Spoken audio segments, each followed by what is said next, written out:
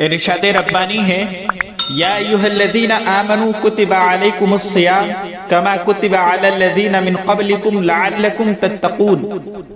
سورہ بقرہ آیت نمبر 183۔ اے ایمان والو، تم پر روزے فرض کیے گئے ہیں جس طرح تم سے پہلے لوگوں پر فرض کیے گئے تھے، اس امید پر کہ تم متقی و پرہیزگار بن جاؤ۔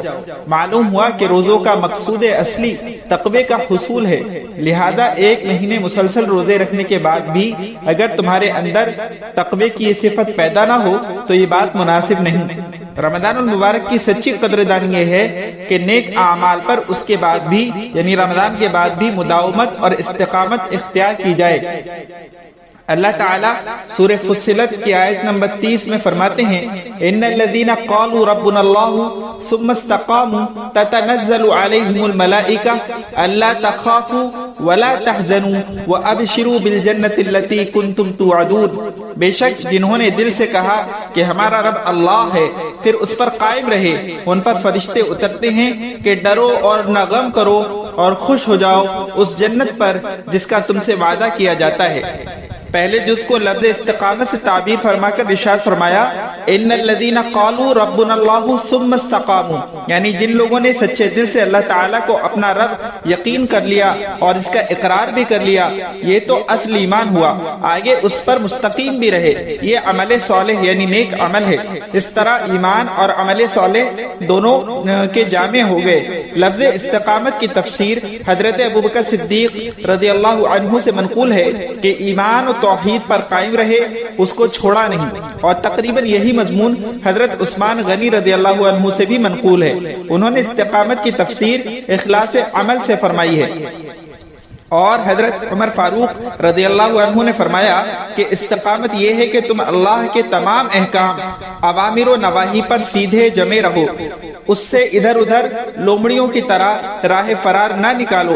اس لیے علماء نے فرمایا کہ استقامت تو ایک لفظ مختصر ہے مگر تمام شرائع اسلامیہ کو جامع ہے، اس میں تمام احکام الہیہ پر عمل اور تمام محرمات اور مکروہات یعنی تمام حرام کی ہوئی چیزیں اور مکروہ کی ہوئی چیزیں جو ناپسندیدہ ہیں ان سے اجتناب دائمی طور پر شامل ہے کہ آدمی اللہ کی حرام کی ہوئی چیزوں سے اور مکروہ کی ہوئی چیزوں سے بچتا رہے۔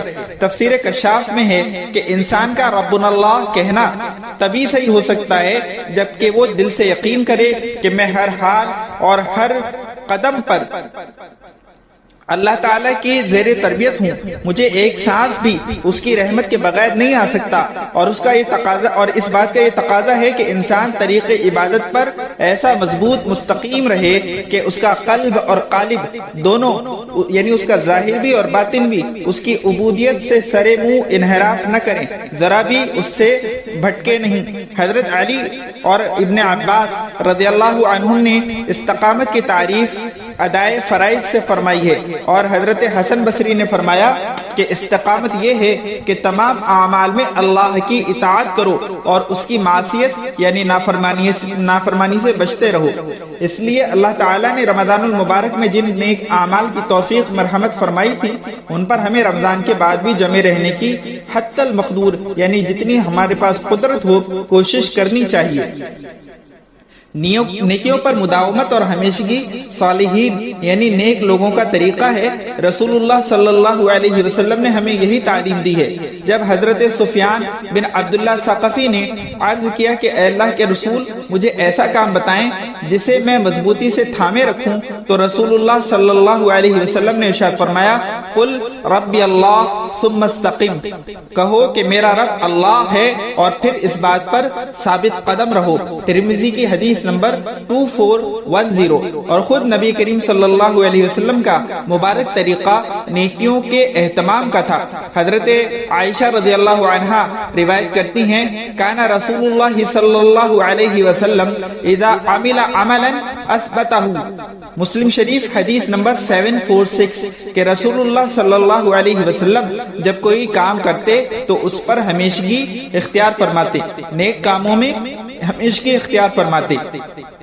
ایک حدیث میں ہے کہ احب الاعمال الی اللہ تعالی ادومھا وان قل. حدیث مسلم شریف حدیث نمبر 783. پسندیدہ اعمال میں اللہ تعالیٰ کا پسندیدہ عمل وہ ہے جس پر مداومت اور ہمیشگی اختیار کی جائے، چاہے وہ مقدار میں تھوڑا ہو. اور بخاری شریف کی حدیث نمبر 43 میں ہے وَكَانَ أَحَبُّ الدِّينِ إِلَيْهِ مَا دَامَ عَلَيْهِ صَاحِبُهُ. اللہ تعالیٰ کے نزدیک پسندیدہ دین وہ ہے جس کی ہمیشہ پابندی کی جائے.